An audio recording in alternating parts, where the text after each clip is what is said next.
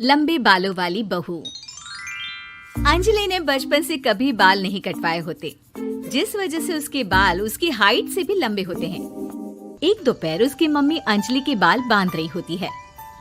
सुन, लंबे बाल देखने में तो सबको अच्छे लगते हैं, लेकिन जब इनका ख्याल रखने की बात आती है ना, तो कोई तेरे बालों पर मेहनत नहीं करेगा।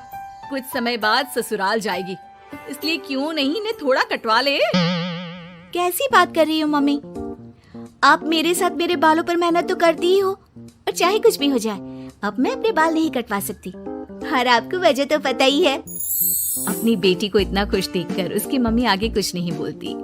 इसके कुछ महीनों बाद ही अंजलि की उत्कर्ष के साथ शादी हो जाती है। तुम्हारे बाल बहुत अच्छे हैं, मेहनत साफ दिखती है। मतलब तुम भी इन पर मेहनत करने के लिए तैयार हो? अरे मुझे क्या मेहनत करनी होगी, चलो जो भी हो बता देना, गुलाम हाजिर हो जाएगा मैडम।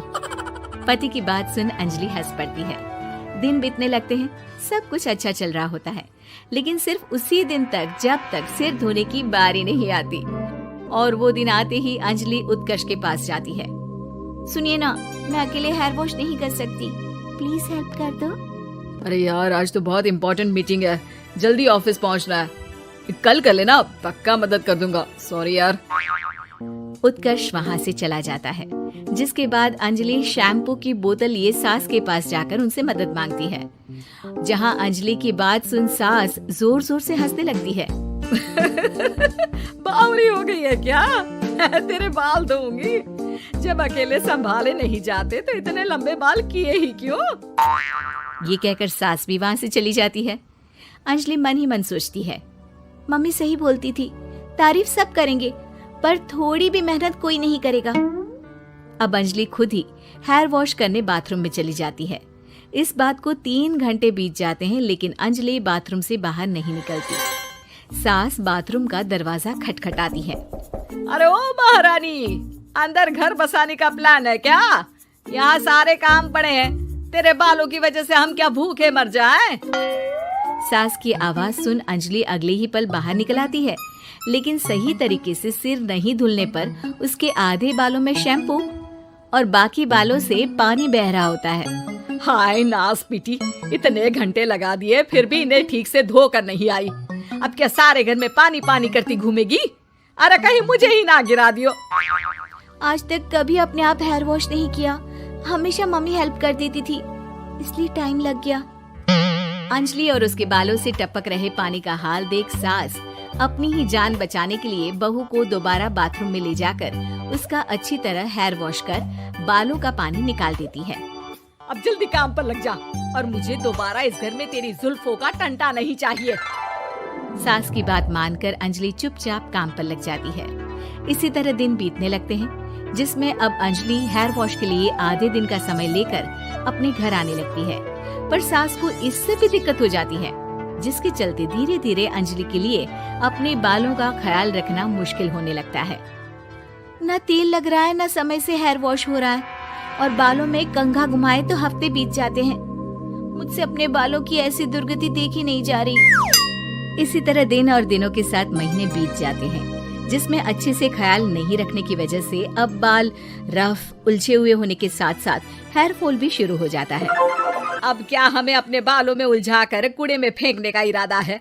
जहाँ देखो वहीं मैडम के बाल गिरे हुए मिलते हैं। अरे कटवा क्यों नहीं देती इन नासपीटों को? तभी उत्कर्ष वहाँ आ जाता है।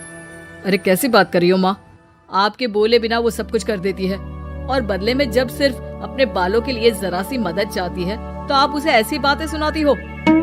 उत्कर्ष अंजलि को लेकर घर से बाहर निकल जाता है, और वो दोनों अंजलि के घर पहुँच जाते हैं। मुझे माफ करना, मैंने वादा किया था लेकिन पूरा नहीं कर पाया।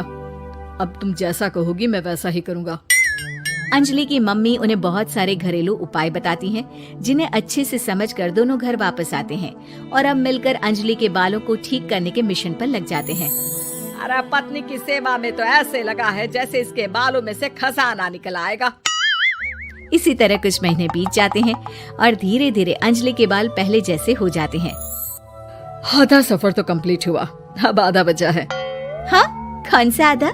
मैं समझी नहीं। मम्मी।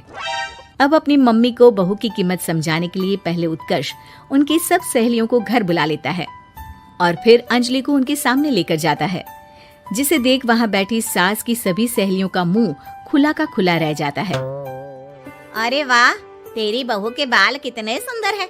आज से पहले हमने कभी इन पर ध्यान कैसे नहीं दिया। और वैसे इतने लंबे बाल संभालना सबके बस की बात नहीं, लेकिन तुम्हारी बहू को देखकर लगता है कि ये इसमें प्रो है।